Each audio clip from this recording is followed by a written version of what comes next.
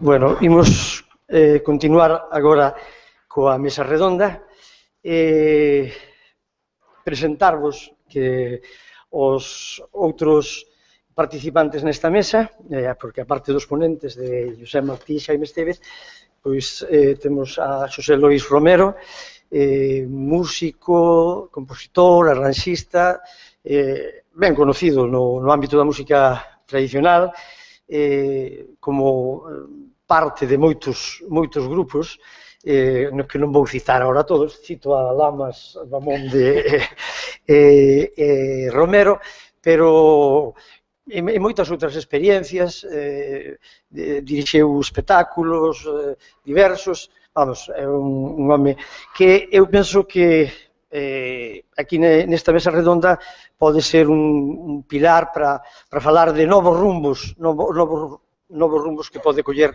a música tradicional, porque anda metido nesas liortas. Xosé Lois Romero. E por outro lado, a Moncho do Orzán, Ramón Palleiro, que é tamén un músico tradicional, pois un gaiteiro formado na máis pura tradición por maestros gaiteiros, compañeiros, e que moi interesado en todo o que se refire ao noso repertorio, digamos, e a todo ese corpus. Pero, aparte, eu pensei nel por un motivo especial, porque, aparte de ser un músico tradicional, el pertenece a unha agrupación casi centenaria, e el non estuvo desde a súa fundación, pero nunha formación casi centenaria como é Cántigas da Terra, que ten moita importancia en todo o percorrido da nosa música tradicional, e aparte de ser un corista, é o arquiveiro. Penso que eu quería traer aquí, digamos, pois a xente dese ámbito, porque penso que os coros galegos, que tuveron moitísima importancia nun momento determinado, tuveron unha época, digamos, un pouco sombría, agora parece que volven a salir con punxanza polo traballo de xente como Moncho, que, bueno, pois no seu traballo de arquiveiro, pois están abrindo as portas desas institucións que moitas veces eu creo que parte dese problema que tuveron anos atrás era que tamén eran unhas entidades moi pechadas e aparte non eran moi amigas de abrir, digamos, todo ese espacio donde había moita información sobre o que é a nosa música tradicional. Moncho do Orzán, e agora xa eles vos poden falar de máis cousas das que vos lle preguntedes. Simplemente volvo a decir que os que queiran facer calquer pregunta que se identifiquen, non? Que digan antes o seu nome, nada máis.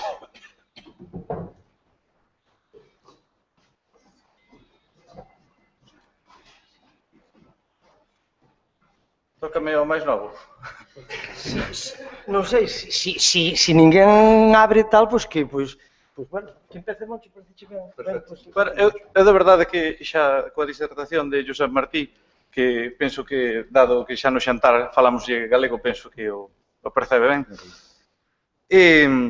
Veume precisamente con esa última parte do que significa o valor folclore, da dimensión fáctica, da dimensión simbólica, que eu sin poñerlle nomes, a verdade é que na cabeza xa me rondaba esa historia, e é precisamente, vou empezar acudindo a unha outra clasificación, é dicir, que é o problema de como abordar as músicas patrimoniais, eu prefiro incluso chamarlle patrimoniais, porque así tamén fai máis referencia a ese cuestión de legado que temos hoxe, como esas músicas se poden proxectar no futuro, non? E traía aquí precisamente un libro que para min é outro de cabeceira, igual que Folclore e Folclorismo, que é Aires da Terra, la poesía musical de Galicia, de José Luis Calle. A min ese libro, ese prólogo, abriume unha porta e unha ventá bastante grandes, non? E el comeza máis ou menos o libro falando dos tres modelos que se seguiron para representar esta música, non? E fala do modelo cientifista, no que el comenta precisamente de que se recolle unha melodía, anótase a súa procedencia, arquívase e interprétase diante do público recollendo ese contexto, esa situación tal cual, por tanto, sería unha especie de quelodía, ademais, de musealización, non? É dicir, igual que se presenta a lareira ou o tear. E non estou falando mal do mundo rural, para nada, o que eu, de feito, formo parte. Ahora non, pero... Outro modelo sería o universalista, que falaría, pois, un pouco, xa casi repetindo as palabras de José Martí, de coller unhas melodías de corte tradicional e proxectalas o sea, tratalas debidamente para que sexan digeribles polo público globalizado e proxectalas así no futuro. Pero despois está esa vía do medio, que eu tamén me sentía identificado, que para min é unha vía do medio, e se queredes velo así, os primeiros grupos folk galegos que foron os coros, non? O meu entender. Que foi, pois eso, a finais do 19, como xa sabedes, unha idea de representar unha estética, unha forma de ver logo máis ou menos acertada ou máis ou menos que se pode considerar edulcorada ou non, pero iso aí xa forma parte da historia, estou falando, en teoría, o que chamou el modelo estético enxebrista, de alguna forma, que consistía un pouco en tratar de poñer nas cidades pois eses aspectos do mundo rural que se estaban perdendo, pero buscar unhas fórmulas de participación da xente. Eu non estou dicindo que os outros modelos non as teñan, cuidado, eso é importante tamén dicilo, por suposto. E nese sentido é o xurdimento dos coros, non? E ora unha colleita miña que engade a eso é precisamente, ben, o de valor do folclore, do fáctico, simbólico e situacional, que é o tema a proposta de ter un saco, non? Ou temos 2 sacos, ou 3 sacos, ou os que queirades. Cada saco coa súa baraza, e hai que ir botando cousas a eles, porque as reglas de xogo cambiaron, eso está claro, non? E hai que un pouco decidir que é o que queremos transportar ao futuro, digamos, e que é o que realmente termina sendo unha peza musealizable. Entonces, dentro desa idea, penso que cabe preguntarse si todo, por exemplo, a ver, eu dou ideas, non? Pois un candil.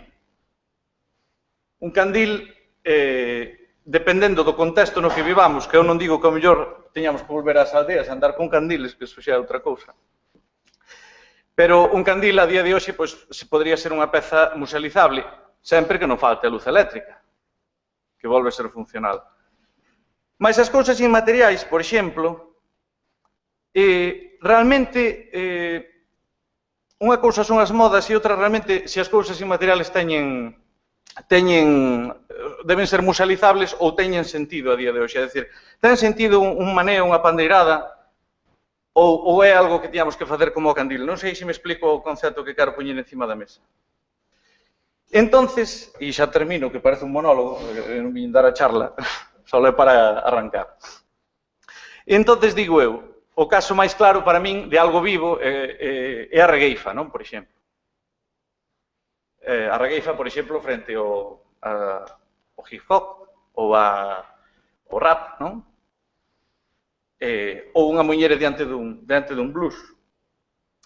É dicir, como outras culturas souberon coller ese legado seu e colocando o centro de acción desde onde nós vivimos, desde o local, proxetalo cara universal. Pero colocando o eixo, ao meu entender, o eixo de acción desde a túa porta, desde a porta da túa casa. E así, radiar, non?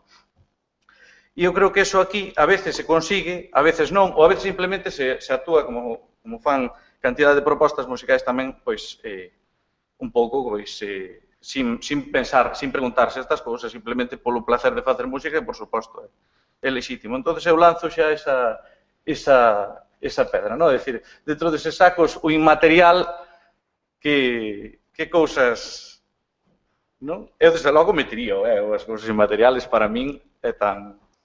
A reguifa ten tanto valor. Sí, quizá podría decir. Sí. Bueno, en principio, muy interesante lo que estás diciendo. Claro, para mí una idea clave es la del uso, ¿no? Hablabas de 3 modelos diferentes, me parece muy apropiado, ¿no? Cientificista decías, ¿no? O el universalista. Sí, cientifista, universalista y estético nacionalista, que son los que fala Calle. Obviamente, en el primero de los ámbitos, digamos, el uso, la gente, la audiencia potencial para eso es muy reducida. Sería quizá más amplia para el segundo o para el tercero, pero lo que tenemos que tener en cuenta es que nos encontramos en una sociedad líquida, ¿no? En términos de Bauman, una sociedad líquida donde todo fluye, y una de las consecuencias es la parcialización. Hay mucha parcialización. Entonces, tú no puedes pedir, obviamente, no llegaríamos nunca a ningún acuerdo de que todo el mundo se interese por la música tradicional, por la que sea. Nosotros podemos discutir qué música nos interesa o no, pero no podemos pedirlo ni mucho menos. A mí lo que me parece muy importante es que al menos haya una parcela, ¿no? Una parcela que se interese por ese tipo de música y que sea la que vaya pues aguantando la llama, si tú quieres, de esta música, porque lo que no vamos a conseguir nunca es que sea una música universal dentro de nuestra sociedad, la gallega o la de donde sea. Eso no se va a conseguir nunca, y menos hoy. Menos hoy porque, en términos de Bauman también, por ejemplo, la sociedad líquida se caracteriza por el poco compromiso.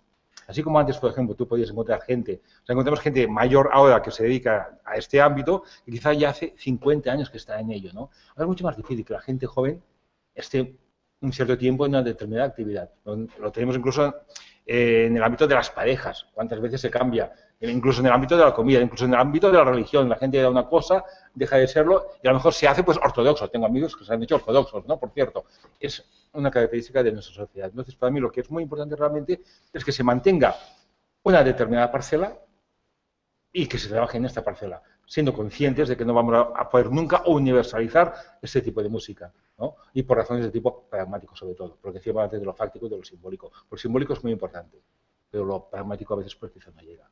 Yo creo, vaya. Bueno, desde logo non falaba para nada de universalización, estaba falando de que sexa normal en Galicia. O sea, no, yo cuando me refería a universal dentro de nuestra sociedad. O sea, universal en Galicia, por ejemplo, ¿no? O en una comarca determinada, o en un pueblo determinado.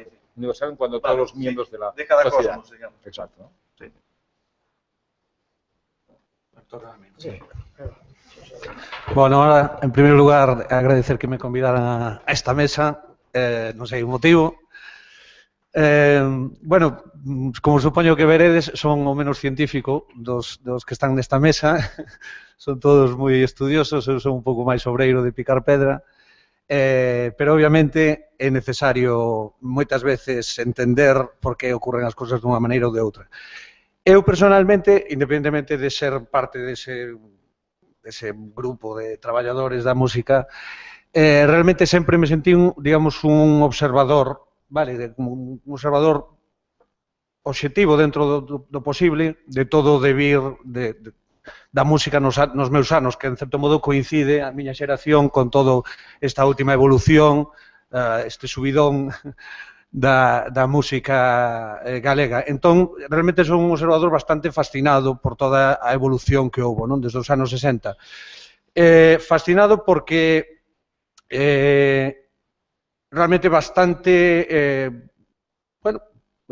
sorprendente descubrir a donde se chegou ou en que sitio estamos agora mesmo, sin ser un sitio idílico, no sitio no que estamos vindo de onde vimos. E principalmente cando a música tradicional e as súas vertentes, o folk ou como lle queirades chamar, digamos que tiña todo en contra, absolutamente todo en contra. Non tuvo ningún tipo de axuda, salvo a súa propia condición e a súa condición de ser música con un vínculo emocional que o povo reivindicou como seu. Cando me refiro a que non tuvo ningún apoio, me refiro nin económico, nin político, nin de infraestructuras, nin de nada. Entón, a min sempre foi algo que foi digamos que me foi fascinando co paso do tempo, como foi acadando unha posición casi podría decir, non de predominio, pero realmente a normalización ou a extensión que agora mesmo que hai da música popular, podemos decir obxectivamente que é realmente envexable por media Europa, tranquilamente, non? Hai un par de términos que hoxe escoitei aquí aos que saben. Un era o da música práctica que dixo Massimino, o de ser práctico na música. Eu me sinto bastante desa familia, e por outro lado é o da cultura líquida, ou das sociedades líquidas, no cual creo que é tamén como eu visualizo un pouco toda a evolución esta da música, non? En todos estes anos houbo de todo, pasou absolutamente de todo, houbo cousas lamentables, houbo intentos evolucionistas errados, ou para o meu criterio, estou falando obviamente para o meu criterio, houbo de todo, e por un motivo que realmente o que me fascina, creo que ao final o que se foi facendo foi que de unha gran banda ancha, tanto anárquica ou caótica, se foi creando un núcleo duro e unha especie de periferia, me estou referindo á línea da música tradicional en Galicia, non? Creo que hai un núcleo duro que cada vez se consolida máis, sobre todo co reforzamento das novas xeracións da xente, e que ao redor dese núcleo duro se crean e se recrean interpretacións e reinterpretacións que, de certo modo, é como creo que debe ser, vamos, que nunca concebín a tradición dunha forma nin dogmática, nin uniforme, nin nada. O sea, me parece que a cultura tradicional ten unha condición de ser personal, de ser individual, e que o resultado é a unión das individualidades, que sí, que podemos aplicar a moitas máis cousas, pero creo que no folclore, eu sempre un pouco, cando aos meus alumnos, o que un pouco lles veño a decir, é a miña forma de explicalo, é que un pouco o folclore é a arte da imperfección. Quero dicir, non hai unha perfección, porque non existe unha perfección na propia sociedade. O que hai son distintas perfeccións. Entón, é como unha especie do arte da imperfección, non? Entón, pretendo un pouco que entendan que o valor está na súa visión e na súa interpretación ou reinterpretación do folclore. E para elo, o que me parece máis importante, pois é, máis que unha cuestión formal da música, me parece que o importante é o criterio, o sea, educar o criterio e a valoración sobre algo tan indefinido que realmente aí é difícil, non? Algo tan indefinido como é de onde vivimos, o que somos e cara onde vamos, non? De todos modos, a min me resulta, e tampouco me quero liar moito agora, o tema da globalización, no noso caso, no caso galego, me parece que é unha ventaxa para nós, que creo que xoga ao noso favor, porque creo que facilita ou se contrapón ao aillamento, vale, e as dificultades logísticas que supón ser unha periferia un tanto, bueno, atrasada como a que temos aquí. Entón, creo que a globalización, na súa última condición, creo que nos beneficia moito e, en certo modo, bueno, creo que a educación me parece algo moi complexo, realmente, na música tradicional, me parece moi complexo, porque dar forma a algo informe é complexo sempre, non? E transmitir cal é a base para que logo se desenvolva individualmente me parece o máis difícil, e eu intento buscar unha fórmula, pero me parece realmente moi difícil. Veña, eu deixo aí. Quedas ti? Bueno, pois sí que é difícil, sí. Eu non son pesimista na situación nosa. Quer dicir, porque hai xente que sí, que eu vexo que dende que empezamos, eu empecé a meterme neste tema nos anos 70, pois realmente houve unha evolución, é dicir, eu síntome, como decirlo, moi arroupado. Vexo moita xente nova, moi preparada, moi implicada, e realmente creo que o que decías ao principio, non? Que hai un futuro, non? Para o que nos gusta este eido da cultura, non? Entonces, realmente non son nada pesimista, se ven, sí que o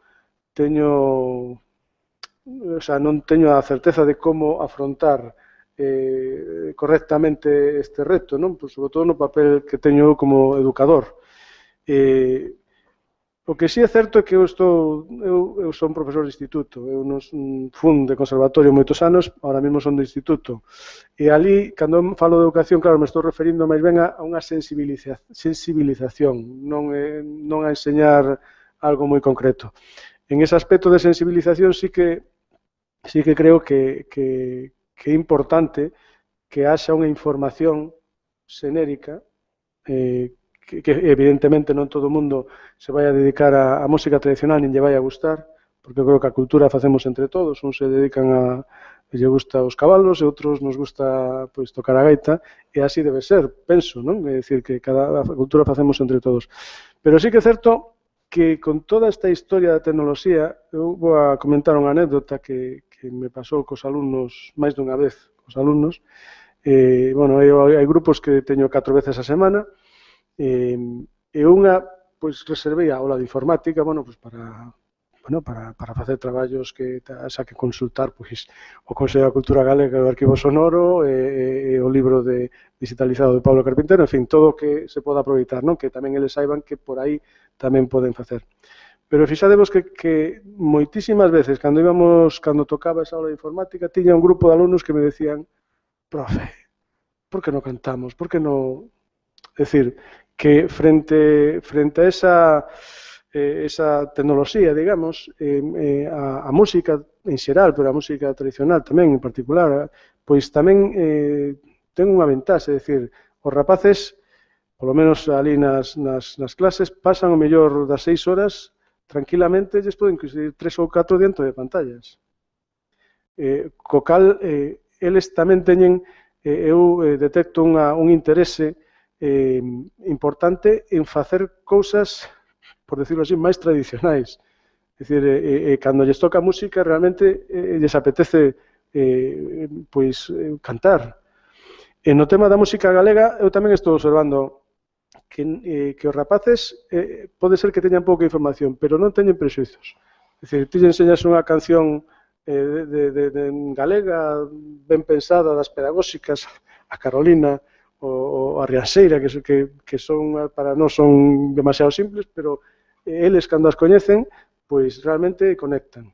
E eu creo que me quedo con ese factor de optimismo. Sin embargo, sí que me gustaría que o profesor Martí comentara, me interesaría a súa opinión sobre o papel da educación neste contexto de que estamos.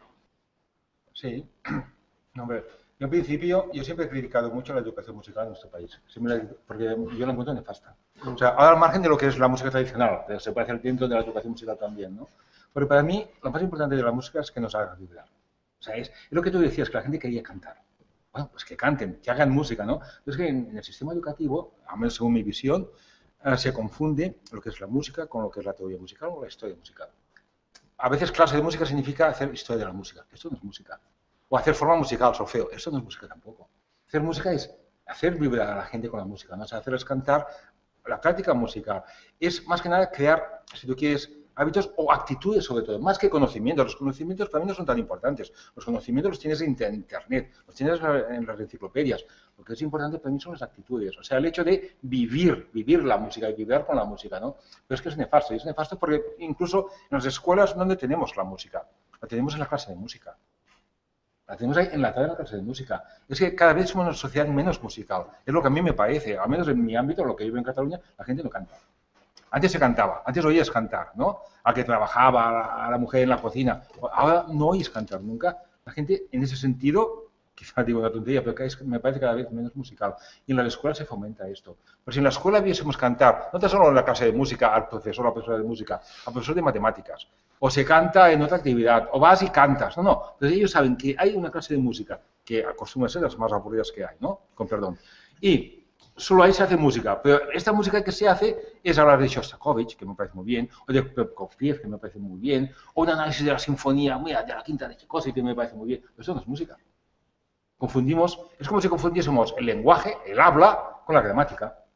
Hay que hacer gramática, pero lo más importante es hablar. Hay que hacer formas musicales, o lenguaje musical, pero lo más importante es musicar. Perdón, yo es como lo veo, ¿no? Y para mí la educación es nefasta. Creo que estamos de acuerdo. ¿No? Sí. Pues, La cuestión está cuando, además, si ya es nefasta la educación reglada, estructurada, basada en unos criterios, ¿cómo se plantea la que es informe y aún no está ordenada, ni se sabe? Es decir, lo que es la música tradicional, o sea, evidentemente yo coincido totalmente en que lo que realmente tienes que transmitir es una actitud. Y yo personalmente creo que lo que pretendo hacer es conectar una sensación con la música tradicional. O sea, yo creo que la música tradicional tiene que ser diversión, seguro, o sea, no tiene otra función. Entonces, en el momento que la gente, digamos, conecte su sentimiento de disfrute con la música, yo creo que es mucho más fácil. El problema del sistema educativo, creo que tú y yo tengo ejemplos próximos, es la desvinculación de la emoción con el hecho de hacer música. Y obviamente lo que produce es una relación casi mecánica y digamos, nada que no alimenta el interior, simplemente es un ejercicio físico. incluso antimusical, diría yo, Sí, indudablemente. Bueno, no, eu estou totalmente de acordo, porque non solamente estou de acordo, sino que o sufrín. O que pasa que eu creo que é un tema que vai máis alá da música.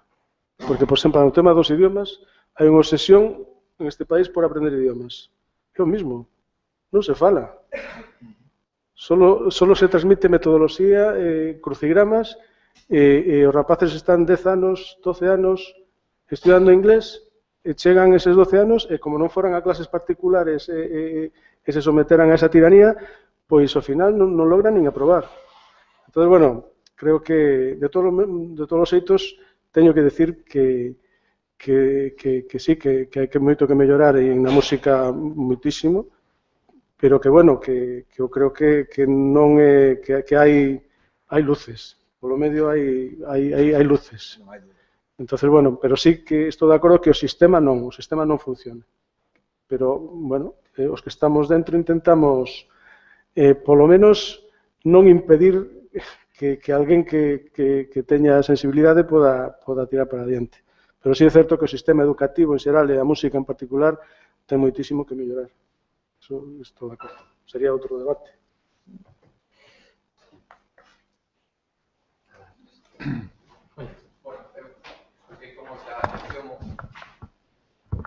Gracias. Eu escoitei como... Eu son Carlos Peón. Bueno, en estes momentos me dedico a docencia musical tamén nun instituto, non?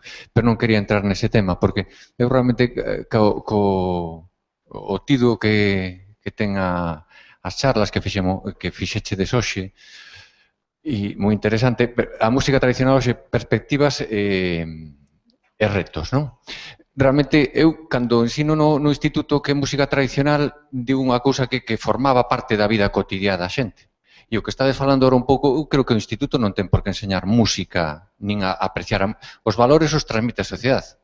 O instituto ou a escola que enseña, non? E antes, como pasa no pobo gitano, por exemplo, ali non hai formación reglada e todos son os músicos, cantan, disfrutan, forma parte da súa vida. O que comentaba o profesor Martí, non? Donde hai cantos de arreiro ahora? Os camioneiros que usan? É unha actitud pasiva. Donde hai fiadas, donde hai muiñadas, donde hai espadeladas, donde realmente cambiou a sociedade e, polo tanto, a función da música, que nais lle cantan nanas aos nenos. Me viña contando Xose que ele acaba de ter un fillo e ele si canta ao seu fillo. Pero realmente non existe, lle colocan un artiluxo, que tamén ten el, que yo vin a rapaz, un artiluxo que dá voltas, un tío vivo e tal, e eles pasivamente miran, alucinan, non? Entón, bueno, realmente, a música tradicional non ten sentido, eu son pesimista. Ten sentido salvar a música tradicional como un tesouro que temos, non? Ben xa documentalmente, para logo recreala, e evidentemente o que si ten que facer unha sociedade viva, agora co desenvolvemento tecnolóxico, pois, bueno, non hai profesións que necesiten da música, non hai os galegos que van a Sega e cantan os cantos de Sega, etc.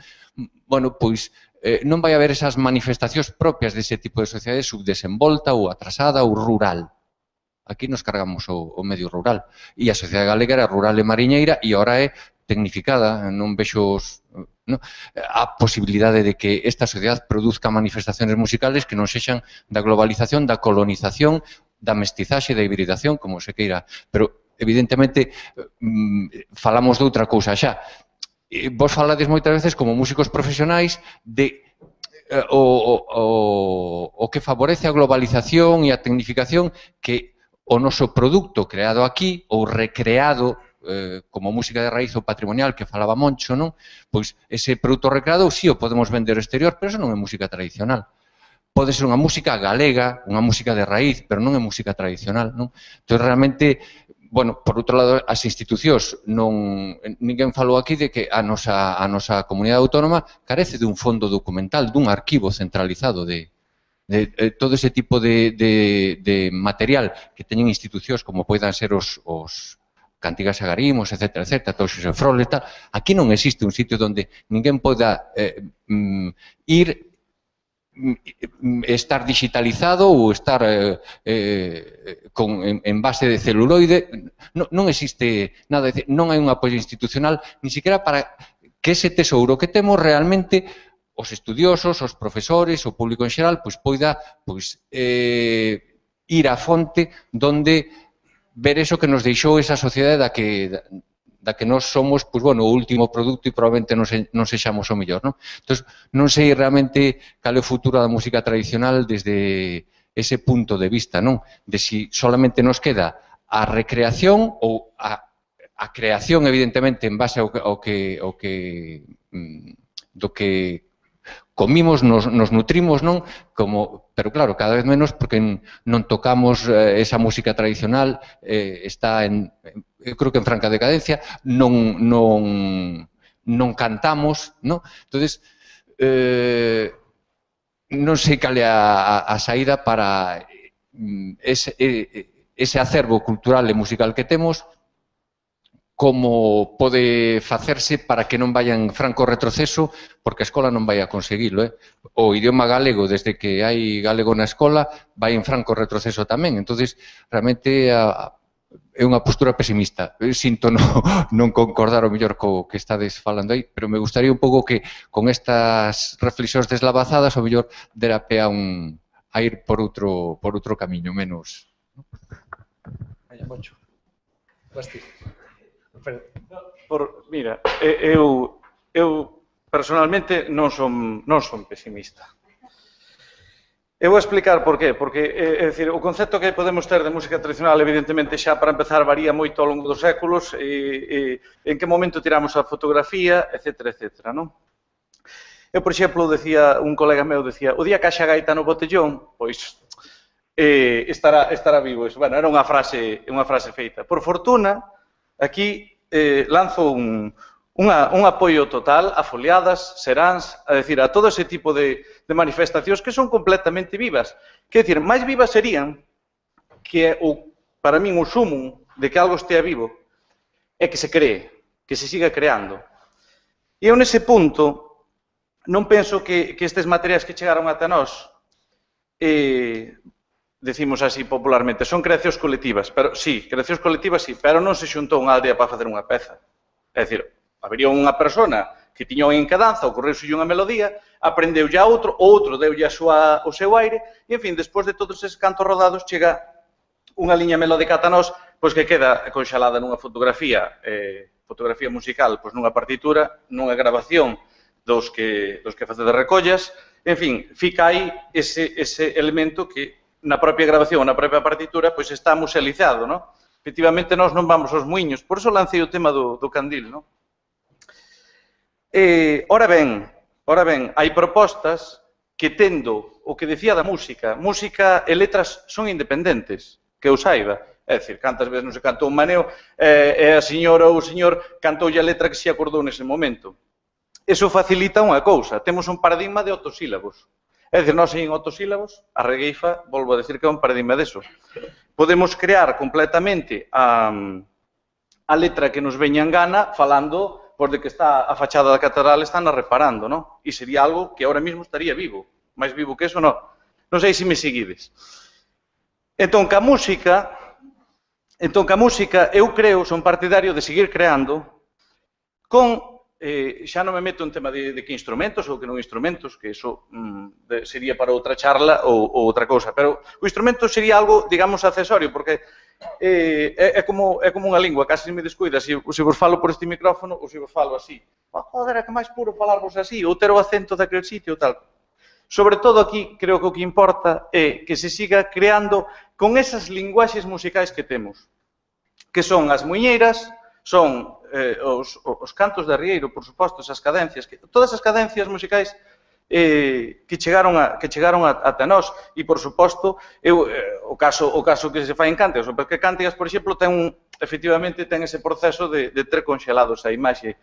Quizás a última conxelación de imaxe que podemos ter todos será o Cachorriño ou a Cantiga Mareira, que falan desa época dos anos 50 e aí quedou conxelada. Me gustaría que o día da mañán, por exemplo, fixara aí unha foliada que era do Chasula, porque foramos nun barco de pesca ás tías unha vez, e acordou eso e fala da anécdota dese día, non? Eu creo que por aí van os tiros. Cantos de Arrolo para os nenos, home, tedes aí exemplos. Aquí hai xente que está traballando nese tema e con liñas, con músicas que teñen certa patrimonialidade daqui. É dicir, nese sentido, eu creo que é onde se pode traballar cara a un futuro e tendo un herdo, non rompendo ese fío. E que o problema que hai está moi ben que haxa ese núcleo duro, por suposto, cuidado, que isto, como dice lo Cortés, non quita lo valiente. É dicir, que exista ese núcleo duro de folclore, desa tradición, e despois é que está abundando tamén moito, despois unha descontextualización casi completa da música de aquí, que por iso, exemplos incluso como o Rock Bravú, que de repente metenche esta peza que tocaba en Muxicas, Tarareto, Tati, Martín de Terra Brava, 50 mortos a machada. Joder, iso é transgresor, pero ao final está aí unha peza do noso repertorio. E xa remato con dúas ideas. Unha, Muxicas, os carunchos, por poñer un caso. Os carunchos é outro exemplo clarísimo desto que estou falando, e que teño falado con Luís tropecentas mil veces, que é, eles son conscientes de que temos esa riqueza musical, pero falemos da foliada da insumisión, e vai o caruncho e crea a foliada de insumisa, ou dos concursos, ou, das cousas que cada un queira comunicar. E o caso de Muxicas a respecto dos instrumentos, é increíble como buscaron cos instrumentos, digamos, que consideramos máis patrimoniais de aquí, ou que levan máis tempo afincados aquí, pois consigue crear un proxecto, eso, que busca tamén ese público líquido. E por último, un exemplo de isto xa, tamén o que figura o Caruncho novamente, é Cantares do Brión, que é un coro galego que, independentemente, xa non me meto en temas de vestiario, que eu por exemplo, aí distingo, o tema do traxe sí que é algo que forma parte máis dun símbolo, dunha parte simbólica, que dunha parte que teña fáctica, propiamente dita.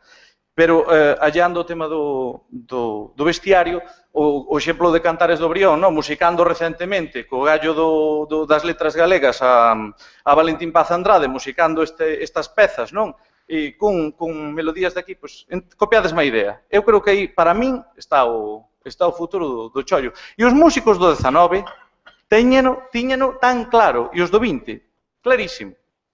Clarísimo. É dicir, fálovos desde os máis coñecidos, de Veiga, Chané, Montes, o trío máis conocido, pero é que, Andrés Gaos, nas súas variacións, as montañas de Galicia, vos oídos as montañas de Galicia, e che está falando das montañas de Galicia, non che está falando das montañas de Pakistán, Tan, taran, tan, taran, taran, pam, param, pam, param, para. De onde ven iso? Iso é unha pandeirada. Iso lle pos un ritmo tosílabo. Unha noite no muiño, unha noite... Entendedes? Evidentemente, xa, efectivamente, decides, pois xa non é música tradicional, non? Me decides, home, eu dos carunchos, por exemplo, ainda o considero, O sea, hai distintos estadios, pero aí sobrevive eso, Eu creo que sí. No noso contexto. Ben, xa deixo. Maestro, ¿quiere decir algo? Sí, no, en relación a lo que decíais, está claro que la música tradicional, tal como la entendemos, es una música que la pensamos de otras épocas. Pero bueno, es que Beethoven también era de otra época y a Beethoven lo seguimos conservando, porque nos interesa muchísimo. Entonces, a mí me parece que la cuestión es, si hablamos de música tradicional, es por qué y si queremos conservarla. ¿Por qué queremos conservarla? O sea, yo particularmente, yo creo que sí, que nos interesa por lo que decíamos antes.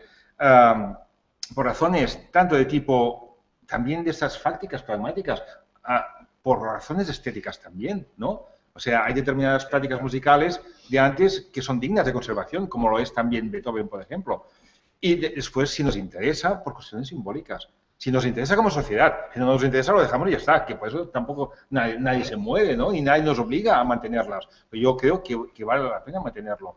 Es igual como, no sé, en temas ecológicos también. Hay especies que queremos proteger, incluso especies vegetales o animales que reintroducimos otra vez. ¿Por qué? Por interés simbólico, no tan solo ecológico, sino simbólico también. Pues con la música yo creo que pasa lo mismo, ¿no? Entonces, obviamente, si creemos que como sociedad nos interesa, obviamente que tiene que haber una planificación, tiene que haber, obviamente, apoyo político, creo yo. Y, obviamente, potenciar, lo que yo decía, esas parcelas que se dediquen a este tipo de música, por ejemplo. Pensando también en una cosa muy importante, que en el ámbito de las músicas populares, alguien ha mencionado antes el asunto de la moda. Las modas son importantísimas también. En el ámbito popular es importantísimo. Yo solo lo veo en Cataluña, que hay determinadas prácticas tradicionales o populares que desaparecen prácticamente del mapa. Y quizá 20 años más tarde vuelven a aparecer. ¿Y con qué fuerza? Y los medios se vuelven locos para presentártelo cada día, que incluso te aborreces y me aburre, ¿no? Son modas también. Pero lo importante es mantener, lo que decía, esta llama, esta parcela, que se vaya manteniendo, que cuando interesa se recurre a ello. Yo creo... Para mí, yo creo, son las perspectivas que tenemos en este ámbito de la música tradicional. E eu quería dicir que, obviamente, a música tradicional non cumpre, o sea, xa non ten as funcións que tiña antes, pero é igual que o resto da música que escoitas, Carlos. Quer decir, ten unha función que é lúdica, ou de placer, supoño, ou, non sei, como... Quero dicir, a cuestión está en que aquelas cousas que deixan de cumprir unha función deixan de cumprir unha específica ou cumplen outra ou desaparecen. Eu creo que agora mesmo o que ocorre é que esas cancións teñen, se nos ponemos así un pouco técnicos, como digan eles, teñen a función fáctica de ser lúdicas, de parecernos bellas ou de producirnos placer. E por outro lado, creo que teñas, en este caso en concreto, teñen a simbólica, e é que, como decía outro, esta só hai aquí, non hai ningún outro sitio do planeta.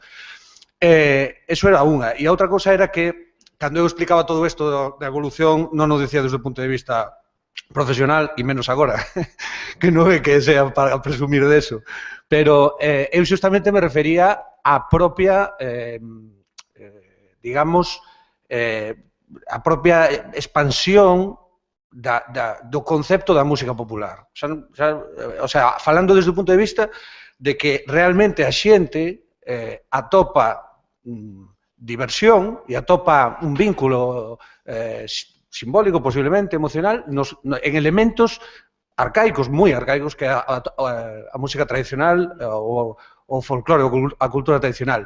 E eu, personalmente, o sea, me parece xa que a quintesencia de todo eso, porque, en certo modo, a música é un produto de moi fácil disfrute, quer dizer, moi poucos momentos non hai música, abrir unha ventana e había unha gaita sonando aí fora, o sea, está permanentemente, a podemos escoitar en calquera momento e digamos que é un disfrute pasivo, sona e nos a disfrutamos, pero realmente para min o que foi a quinta esencia foi a recuperación da danza como un ben social, que é o que está ocurrindo agora mesmo en Galicia, e é a xente nova o que está facendo, e non bailan por... Vale, pode haber unha parte de compromiso que dudo, sabes, un compromiso, porque é xente moi nova e tal, e o fan por un exclusivo disfrute. E bailar sí que requiere unha actitud moi clara, de querer bailar o baile tradicional. E o baile tradicional, con todos os respetos, non é unha sardana. Quero dicir, ou se baila ou non se baila. Non hai medias tintas. E a mí, por exemplo, o feito de que eu, cando empezaba, quero dicir, todos estes anos, independentemente de que eu non son bailador, sempre considerei que a danza era como un salto de ciclo, porque sí que a xente maior bailaba, se rompeu, e o feito de que se recuperara me parece un salto cualitativo moi grande, porque para bailar hai que querer bailar, non é darse un botón e escoitar o que sona, hai que poñerse a bailar. E me refiro a eso, a que se está un pouco, non sei se democratizando a cultura popular.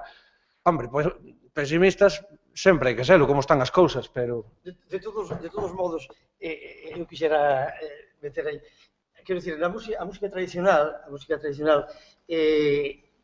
quen ten a última palabra sobre a música tradicional de calquer país e de calquer zona, pois son os agentes sociais e as sociedades dese entorno onde se fai esa música.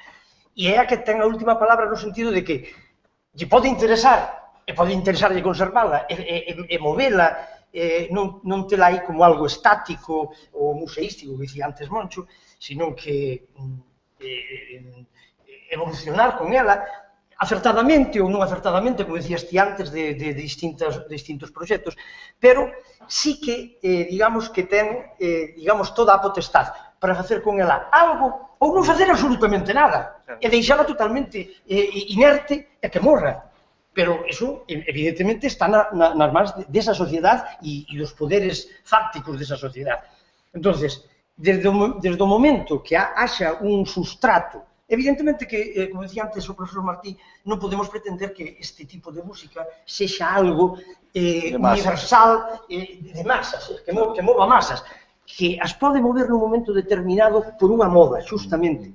E aquí nós tivemos eu que levo bastantes anos en este mundo, pois hubo momentos moi gloriosos, onde podías xuntar nun recital 20.000 personas, que pode, hoxe, a moita xente nova pode parecer, música tradicional 20.000 personas. Sí, pero era porque estaba de moda e os medios de comunicación interesáballe o que se falaba aquí antes, de que poden incluso cansar e hasta aburrir de insistir nunha cosa, a gaita, que importante a gaita, e tragamos gaita todo dunha maneira que non é real, pero bueno, iso é un boom, e os que estamos neste mundo podemos nos aproveitar dese boom nun momento determinado, pero o que temos que ter é os pés na terra e de que iso non é real, pero de que sí, sempre vai haber unha parte da sociedade que vai a estar interesada ou vai a estar, digamos, conmovida por un feito cultural determinado, neste caso musical,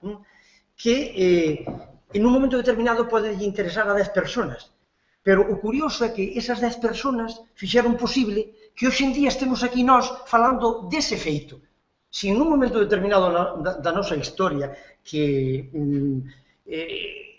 pasou momentos moi difíciles e moitas longas noites de pedra, e a pesar deso, estamos hoxe aquí reunidos, 4 ou 6, se isto se pode ver en internet e todo eso, o sea que podemos neso ser, digamos, que optimistas de que nos vai a escoitar moita máis xente, non é certo, pero bueno, pois gracias a que hubo 4 iluminados, ou como lle queiramos chamar, pois, e, en definitiva, eran unha parte da sociedade, fixeron posible que isto pervivira.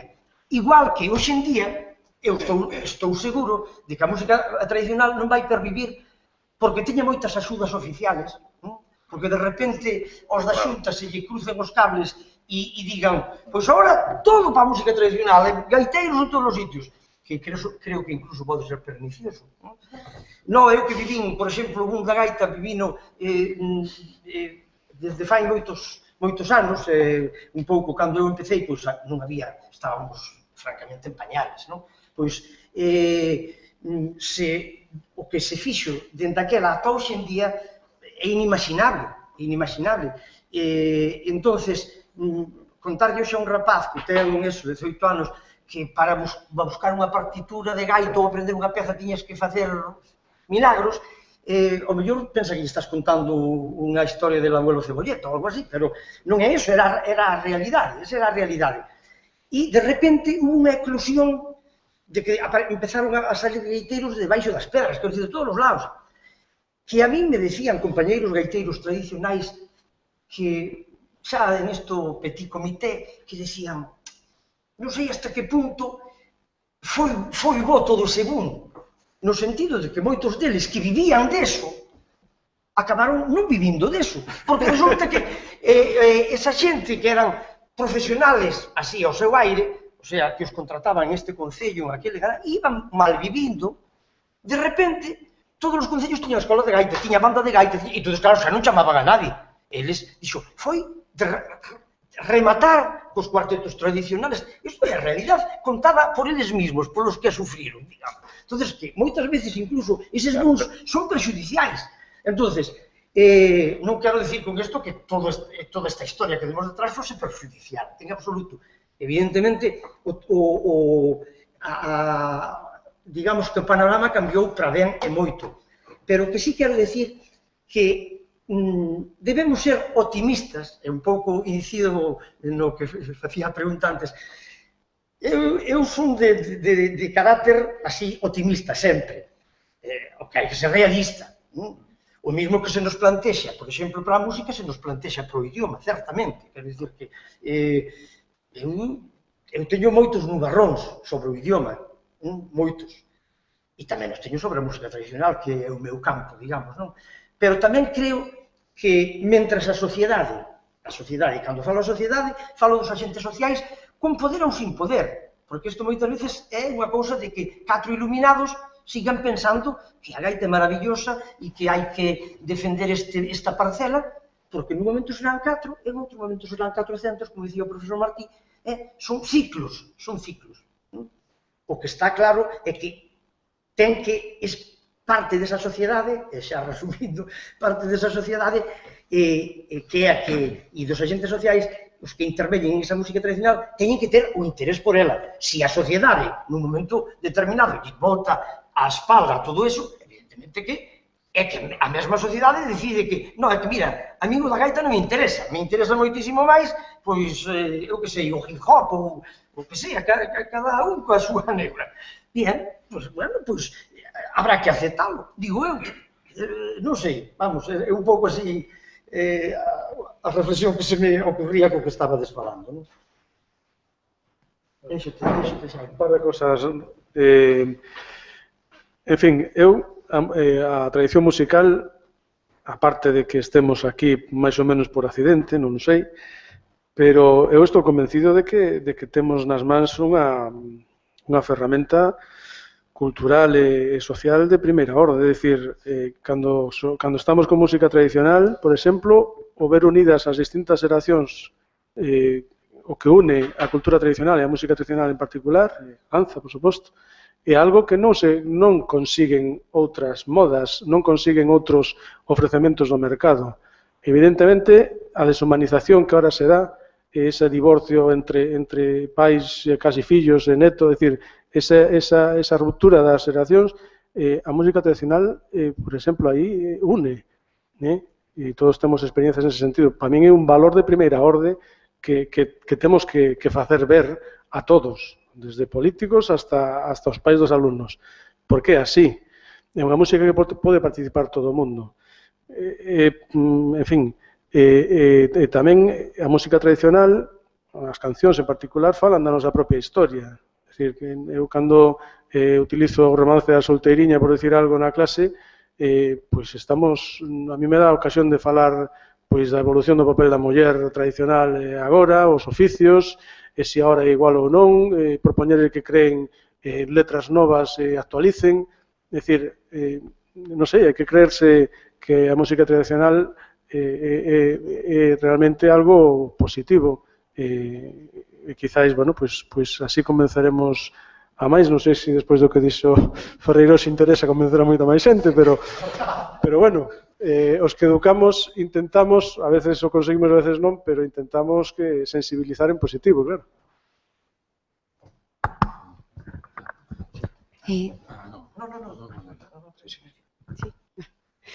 Boas tardes. Eu chamome Rebeca Cés e traballo no ámbito da comunicación e difusión de proxectos sobre patrimonio e fai un par de anos rondábame a cabeza facer unha tese de doutoramento sobre o movimento cidadá que hubo en Galicia das recollidas, non? Que foi especialmente salientable aquí en Galicia, non, respecto a outros sitios da península. Por diversas razóns e por unha pequena intervención de Pablo Carpintero, ese proxecto que iba a ser unha tesi, ahora mismo é un encargo de investigación dende a Dirección Xeral de Patrimonio.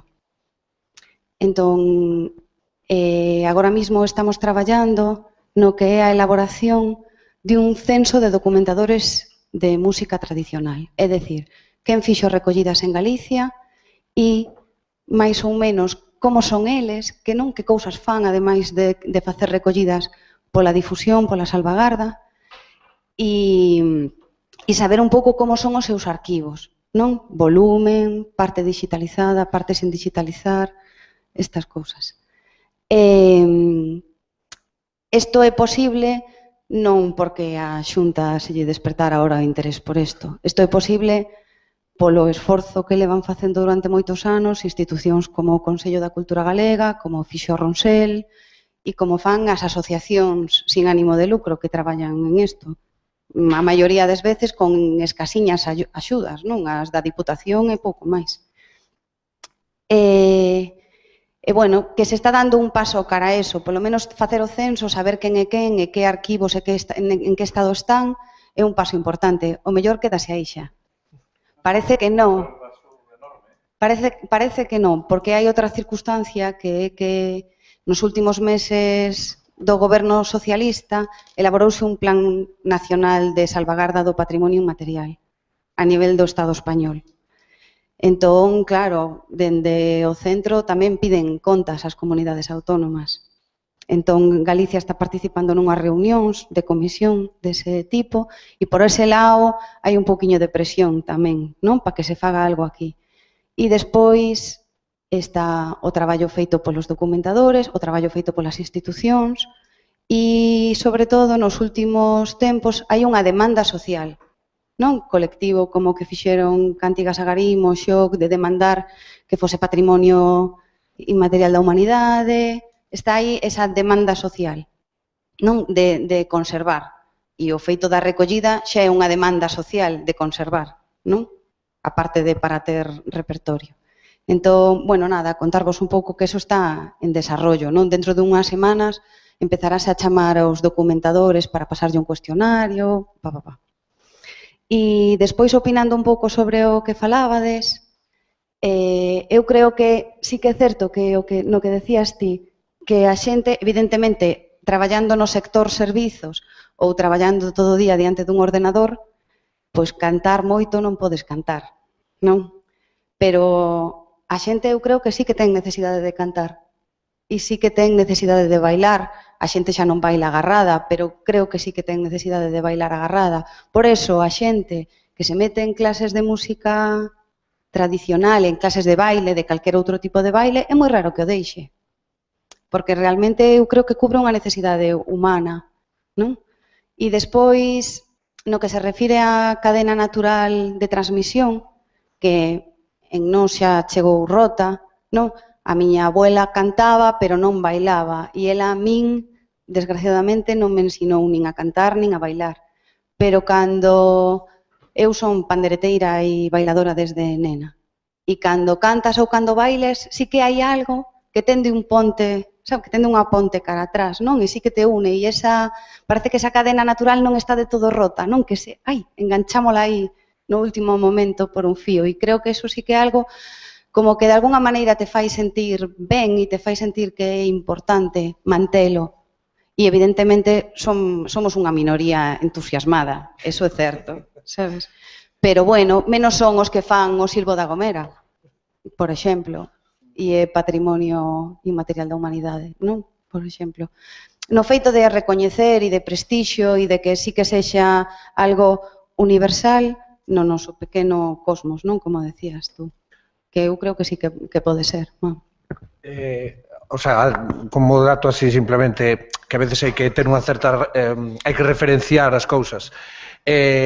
Seguramente calquera deles, o sea, os ferreiros e tal, terán moitas, bueno, terán máis cousas que contar, pero bueno, a mí me chegan e coñezo datos, o sea, xente realmente que coñece o folclore, digo, xente de fora de Galicia que coñece o folclore e reiteran que casi non coñecen ningún caso como de Galicia. Quero dicir, a vitalidade do folclore galego din que non hai en ningún lado. Na península, creo que me decían en Murcia, que hai algo parecido.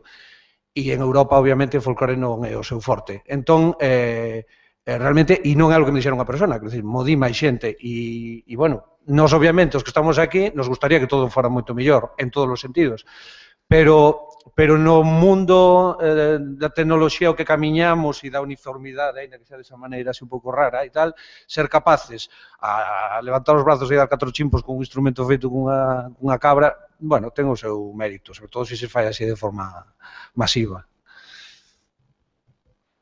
No, yo quizá en relación a lo que se decía antes, ¿no?, sobre el mantenimiento de estas prácticas de música popular tradicional, hay un ejemplo, no es exactamente lo mismo, pero lo digo con problema, o sea, porque en principio, pues, lo conozco bien, que es el de la sardana, que no es exactamente lo mismo, porque en el caso de la sardana no estamos hablando bien.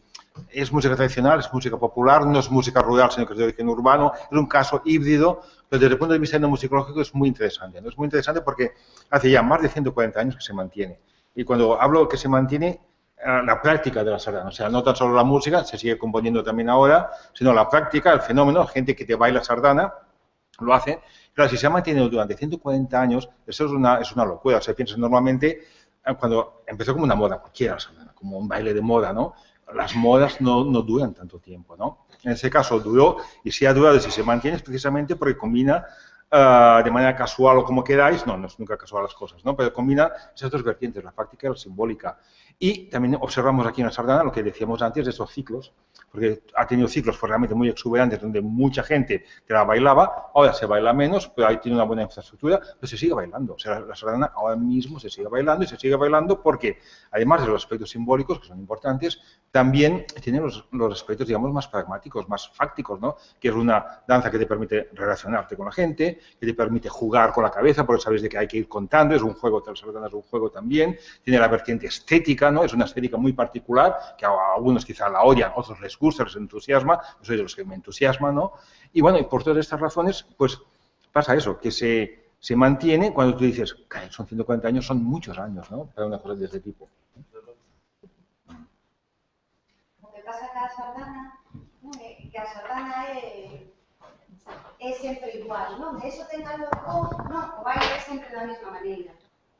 Más o menos, va variando un poquillo. No, los puntos sí, si tú quieres, pero es que cada sardana es diferente también, ¿no? Porque puede ser más larga, más corta, o sea, sí. Tienen hay que combinar los puntos de diferente manera, ¿no? Y eu creo que eso, que ten un punto estupendo, e é que seguramente casi todo o mundo sabe bailar sardana en Cataluña. E aquí non casi todo o mundo sabe bailar muñeira. Cando vas a unha boda a outra comunidade autónoma e todo o mundo se pon a bailar sevillanas... No, bueno, no todo el mundo, sí, no todo el mundo sabe bailarla, pero la gracia de la sardana es, como muy bien dices, es muy fácil bailarla, porque tiene diferentes niveles. O sea, tú lo puedes bailar muy bien, que eso es difícil, yo no la sé bailar muy bien, pero yo la puedo bailar, ¿no? Claro. Y incluso existe también la figura de lo que antes había el maestro de danza, ¿no? Que hay quien dirige el círculo, que es alguien que de manera, pues digamos, espontánea se ofrece y es quien dirige, que es quien va contando los pasos. Claro, eso es lo más difícil, y una minoría de personas saben hacer eso. Pero la gran mayoría sí que saben ponerse en la rullana, ¿no? en el círculo, y te saben bailar. Esto no es tan difícil, es fácil. Claro, e iso é moi bo porque pode participar todo o mundo. A min o que me sorprende, é o que falaba antes Xosé Lois, non, que o baile tradicional aínda siga existindo e agora haxa foliadas e hai moita xente nova que decide, en vez de ir á discoteca, ir a unha foliada. E bailar baile tradicional, tela, porque eso é unha cousa casi jazzística de improvisación. Tú estás aí, non sabes o que te van a sacar e tes que poder seguilo. Que é o bonito, pero é o que fai tamén dificultoso que sexa dunha participación máis amplia. O sea, porque son moitos a presión.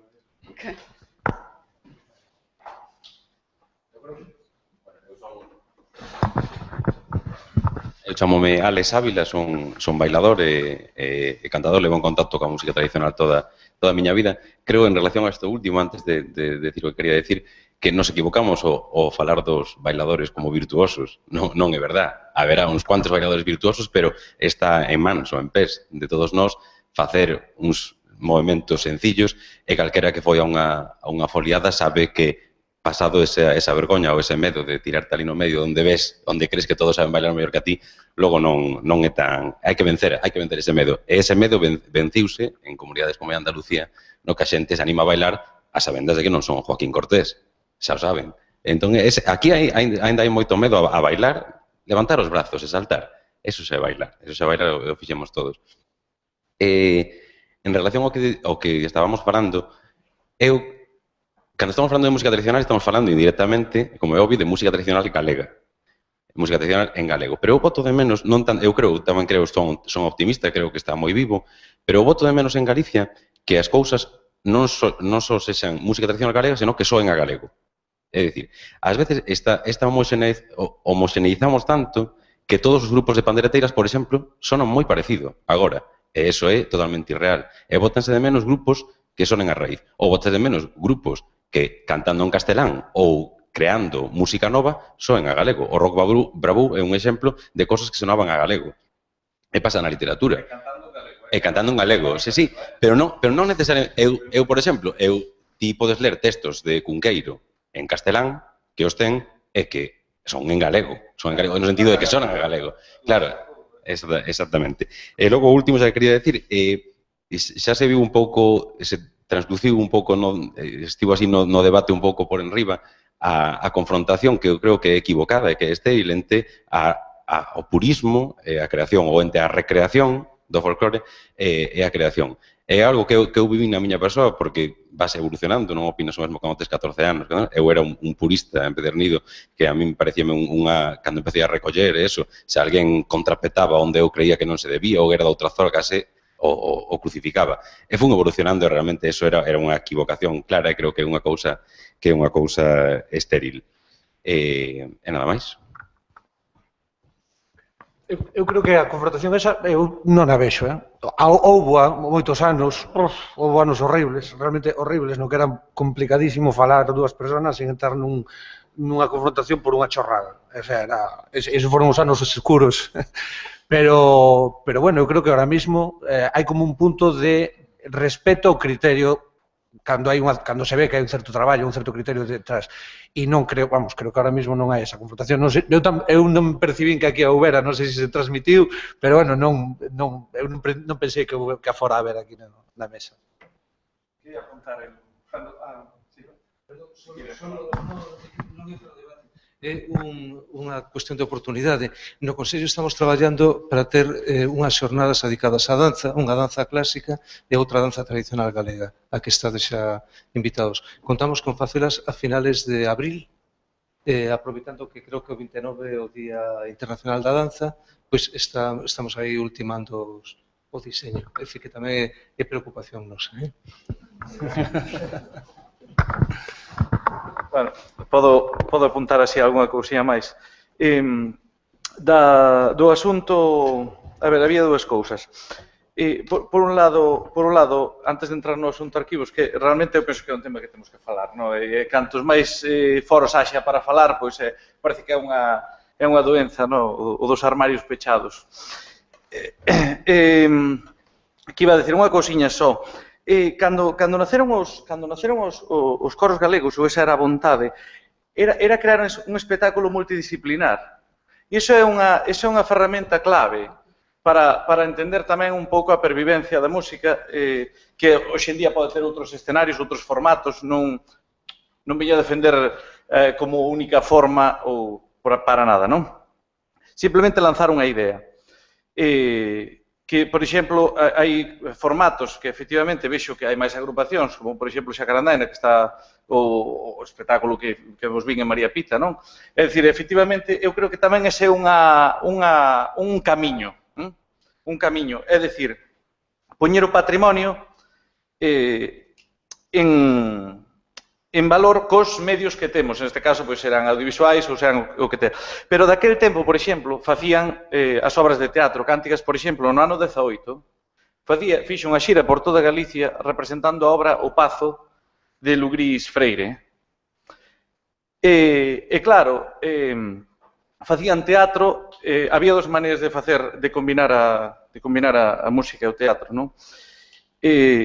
Que era facer unha representación teatral e a continuación unha lista de unha foliada, unha pandeirada, alalás daquela, reivindicábase moitísimo máis o alalá naquele tempo do que hoxe. Eu quero apuntar tamén ese fenómeno. É dicir, o canto con gaita, que non é excluinte para nada o canto das pandeiretas, xustamente abogo porque se rompa xa definitivamente ese tipo de confrontacións que non conducen absolutamente a nada, porque o barco é un solo, sabedes? Podemos estar na proa, onde que irades, pero o barco é xo mismo. E que iba a dicir? Entón, a proposta multidisciplinar tiña tamén outra variante que era efectivamente pois o que despois Leandro Carré acuñou como estampa e que vos recomendo que no ano 24 hai unha polémica porque, sobre todo, se colledes cousas que se trataron no folclore daquel tempo, se cadran moitos dos problemas e cousas que xurden agora, lendo daquelas xa se albiscan as solucións ou as posicións. No ano 24 edita Baligai hacia el ballet gallego. Entón, houve unha polémica hacia el ballet gallego ten unha crítica hacia o pésimo, unha parte do texto hacia el pésimo trato do folclore que nese momento estaban facendo os coros. Non sei exactamente os motivos, pero me imagino que é a chegada da ditadura de Primo de Rivera, que hai que verse na situación. E que entonces que estaban facendo, pois, efectivamente, topicalizando, o sea, o que despois nos anos 50, na época da ditadura, pois, trouxo esas épocas oscuras, que non no musical, que para min había unhas voces potentísimas, en cántigas polo menos, pero sí, efectivamente, estaba topicalizado o gallego con las vacas, e hai que romper ese outro tópico que hai que rachar histórico, para min, pero xa desde de raíz. É dicir, hai unha obra, por exemplo, que se estrea no ano 46, que é Brétemas e Raiolas. É unha barbaridade de obra. É un coro de pobres e toda a música... Bueno, hai algunha recolla, efectivamente, pero é casi toda a música culta, creada, pois, por, en este caso, Gareizábal, Farto e Adolfo Antaseoane. E entonces pasan polo escenario, imaginade o Teatro Rosalía, onde se estrenou, pasando polo escenario un coro de pobres, claro, a entrada era bastante cara, é dicir, se cadra o que tiña ojo de cartos aforrou e tiña un posto no galiñeiro, que era o máximo.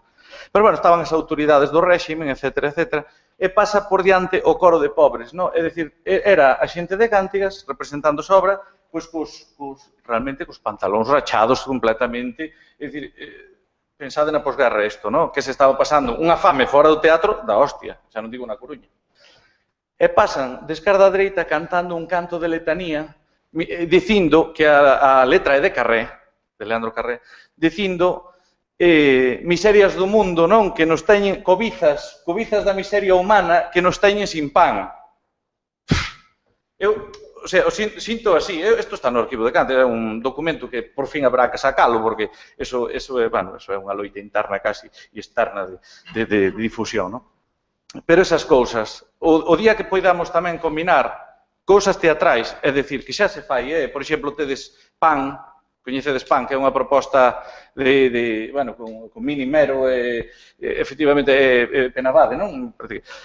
Estupendas, hai cousas, por aí tamén sería unha vía de unha proposta escénica, o sea, e por eso me sumo a idea neste caso de Xacarandaina, independientemente que logo eu teña as miñas visións de algunhas cousas puntuais, pero como concepto global, non? Xa termino, que parece un monólogo. O dos arquivos. Bueno, a boa taberna vas buscar viño, non? Como decía aquel refrán. Hai que cambiar o método.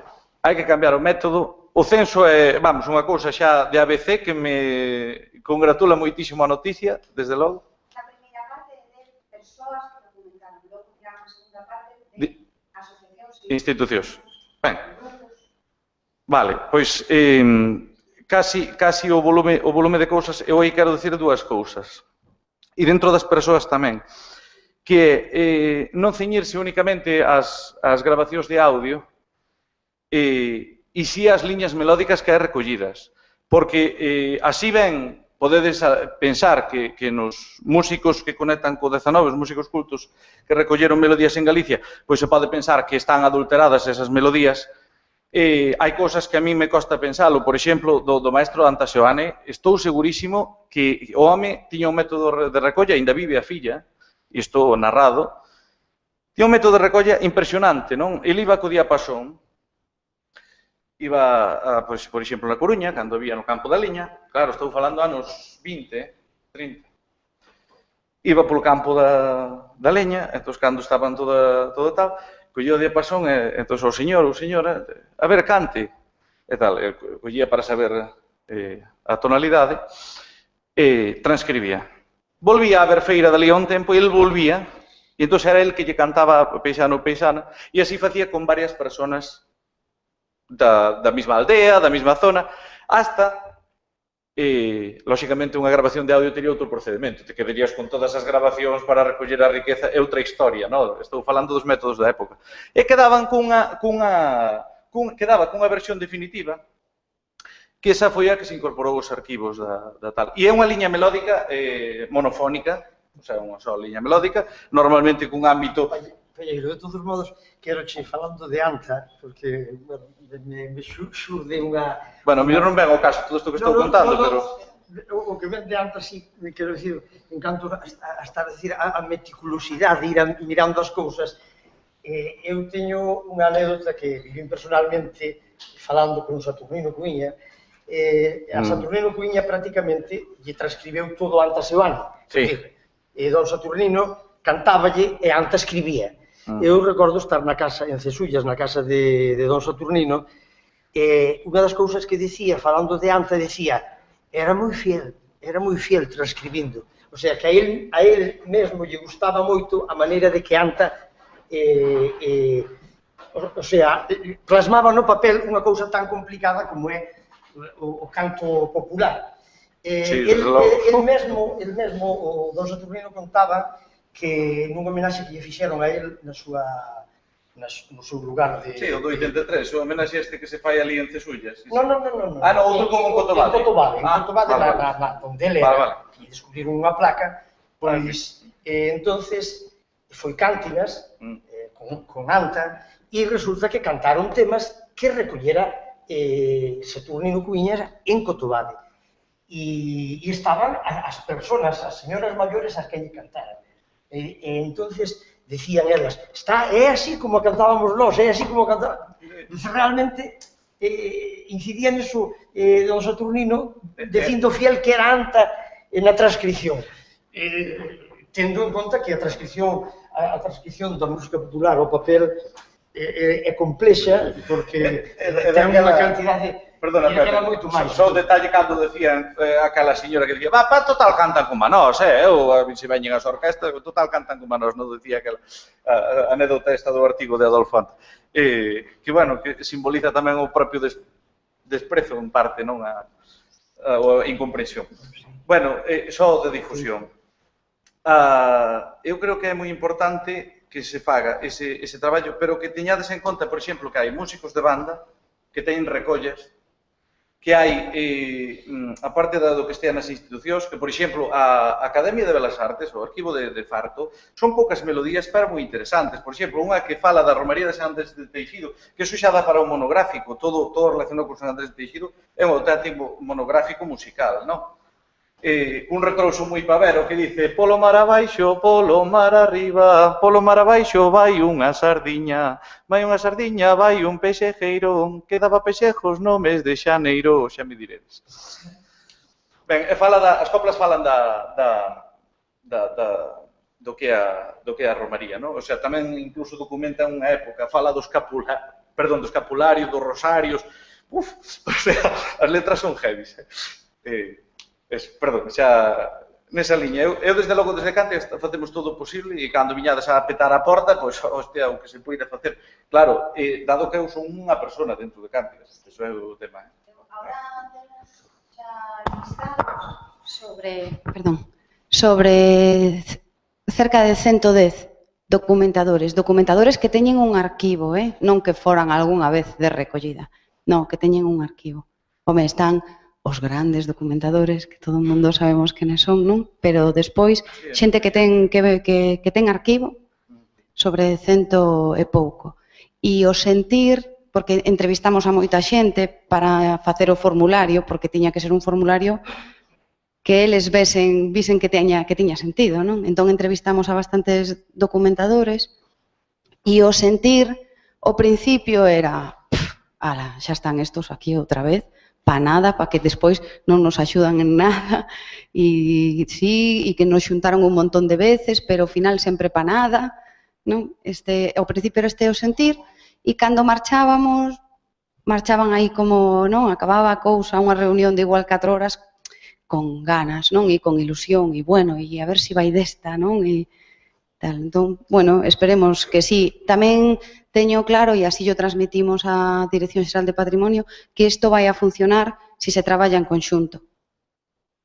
Consello da Cultura Galega, Museo do Pobo Galego... Ten que ser unha iniciativa... Sí, e penso que hai unha cousa que é boa, que este no ámbito de patrimonio, en concreto. E non en outras historias, ni na consellería en xeral, non? Sobre todo que as asociacións e as persoas pensen que somos ONGs do folclore, entre comillas. Quero dicir, neste sentido, damos, pero sin esperar recibir nada a cambio.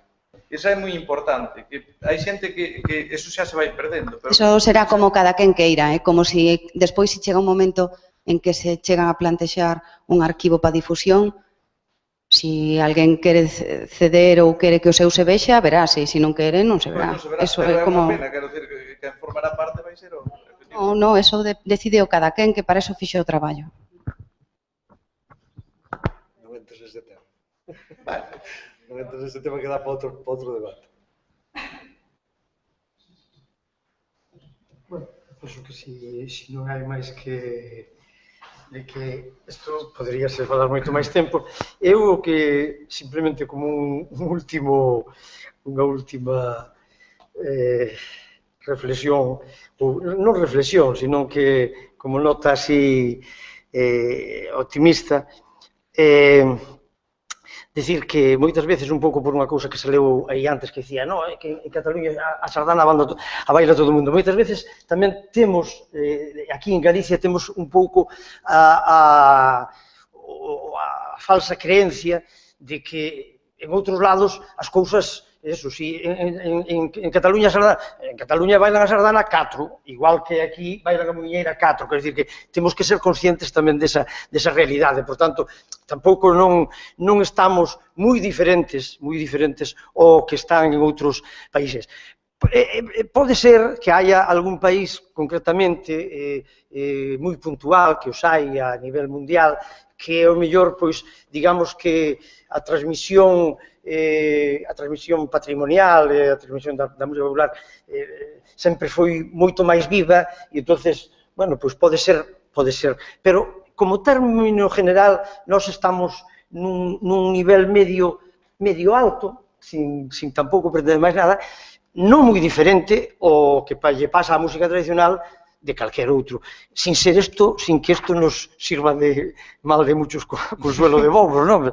Pero simplemente que, bueno, a realidade da nosa música tradicional nos últimos 30 anos, pois cambiou moito e para ben. Darlle as gracias a toda esta xente, os ponentes, colaboradores todos desta mesa, pola súa sapiencia que aquí nos la transmitiron, e pensar que no Consello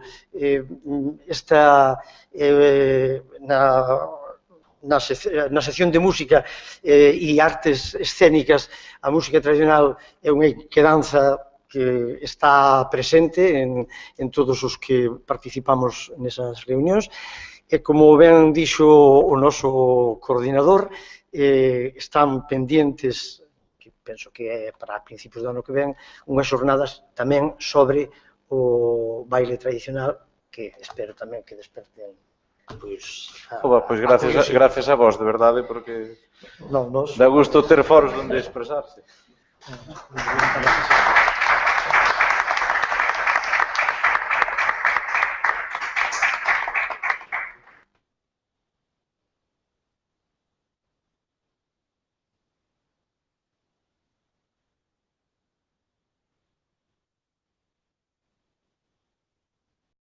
Digamos, el uso, la gente, la audiencia potencial para eso es muy reducida. Sería quizá más amplia para el segundo o para el tercero, pero lo que tenemos que tener en cuenta es que nos encontramos en una sociedad líquida, ¿no? En términos de Bauman, una sociedad líquida donde todo fluye, y una de las consecuencias es la parcialización. Hay mucha parcialización. Entonces, tú no puedes pedir, obviamente, no llegaríamos nunca a ningún acuerdo de que todo el mundo se interese por la música tradicional, por la que sea. Nosotros podemos discutir qué música nos interesa o no, pero no podemos pedirlo ni mucho menos. A mí lo que me parece muy importante es que al menos haya una parcela, ¿no? Una parcela que se interese por ese tipo de música y que sea la que vaya pues aguantando la llama, si tú quieres, de esta música, porque lo que no vamos a conseguir nunca es que sea una música universal dentro de nuestra sociedad, la gallega o la de donde sea. Eso no se va a conseguir nunca y menos hoy. Menos hoy porque en términos de Bauman también, por ejemplo, la sociedad líquida se caracteriza por el poco compromiso. Así como antes, por ejemplo, tú podías encontrar gente, o sea, encontramos gente mayor ahora que se dedica a este ámbito y quizá ya hace 50 años que está en ello, ¿no? Ahora es mucho más difícil que la gente joven esté un cierto tiempo en una determinada actividad. Lo tenemos incluso en el ámbito de las parejas, cuántas veces se cambia, incluso en el ámbito de la comida, incluso en el ámbito de la religión. La gente da una cosa, deja de serlo y a lo mejor se hace pues ortodoxo. Tengo amigos que se han hecho ortodoxos, ¿no? Por cierto, es una característica de nuestra sociedad. Entonces, para mí lo que es muy importante realmente es que se mantenga una determinada parcela y que se trabaje en esta parcela, siendo conscientes de que no vamos a poder nunca universalizar este tipo de música, ¿no? Y por razones de tipo pragmático, sobre todo, porque decíamos antes de lo fáctico y de lo simbólico. Lo simbólico es muy importante, pero lo pragmático a veces pues quizá no llega. Yo creo, vaya. Bueno, desde logo non falaba para nada de universalización, estaba falando de que sexa normal en Galicia. O sea, no, yo cuando me refería a universal dentro de nuestra sociedad. O sea, universal en Galicia, por ejemplo, ¿no? O en una comarca determinada, o en un pueblo determinado. Universal en cuanto a todos los miembros de la sociedad. Cosmos, digamos. Exacto, ¿no? Sí. Sí. Bueno, ahora, en primer lugar, agradecer que me convidaran a esta mesa, non sei o motivo. Bueno, como supoño que veredes, son o menos científico dos que están nesta mesa, son todos moi estudiosos, eu son un pouco máis obreiro de picar pedra, pero obviamente é necesario moitas veces entender por que ocorren as cousas dunha maneira ou de outra. Eu personalmente, independentemente de ser parte dese grupo de traballadores da música, realmente sempre me sentí, digamos, un observador. Prétase diante do público sin, o sea, recollendo ese contexto, esa situación tal cual, por tanto, sería unha especie de que lo día, ademais, de musealización, non? É dicir, igual que se presenta pois, a lareira ou o tear. E non estou falando mal do mundo rural, para nada, o que eu, de feito, formo parte, non? Ahora non, pero... outro modelo sería o universalista, que falaría, pois, un pouco, xa casi repetindo as palabras de José Martí, de coller unhas melodías de corte tradicional e proxetalas no... O sea, tratalas debidamente para que sexan digeribles polo público globalizado e proxetalas así no futuro. Pero despois está esa vía do medio, que a que eu tamén me sentía identificado, que para min é unha vía do medio, e se queredes velo así, os primeiros grupos folk galegos que foron os coros, non? O meu entender.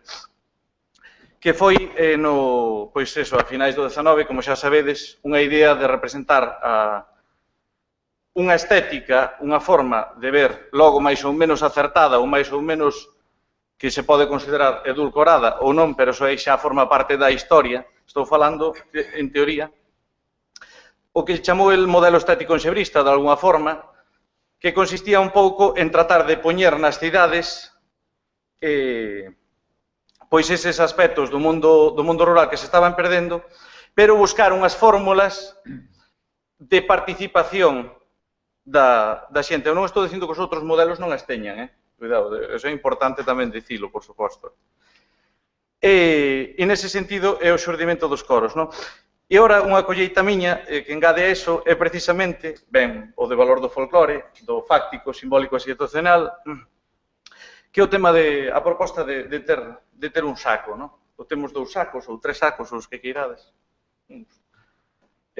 Cada saco coa súa baraza, e hai que ir botando cousas a eles, porque as reglas de xogo cambiaron, eso está claro, non? E hai que un pouco decidir que é o que queremos transportar ao futuro, digamos, e que é o que realmente termina sendo unha peza musealizable.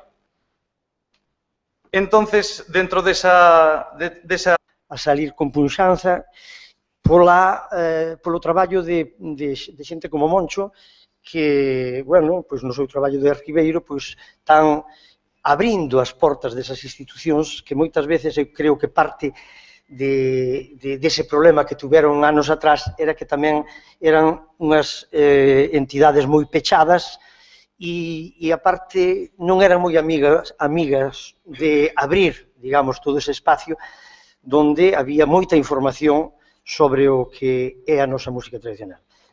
Moncho do Orzán, e agora xa eles vos poden falar de máis cousas das que vos lle preguntedes. Simplemente volvo a decir que os que queiran facer calquer pregunta que se identifiquen, non? Que digan antes o seu nome, nada máis.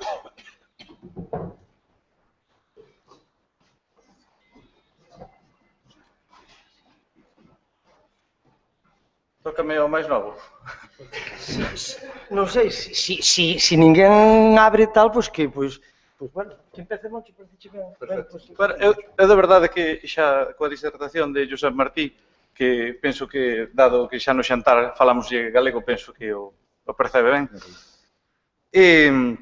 Veume precisamente con esa última parte do que significa o valor folclore, da dimensión fáctica, da dimensión simbólica, que eu sin poñerlle nomes, a verdade é que na cabeza xa me rondaba esa historia, e é precisamente, vou empezar acudindo a unha outra clasificación, é dicir, que é o problema de como abordar as músicas patrimoniais, eu prefiro incluso chamarlle patrimoniais, porque así tamén fai máis referencia a ese cuestión de legado que temos hoxe, como esas músicas se poden proxectar no futuro, non?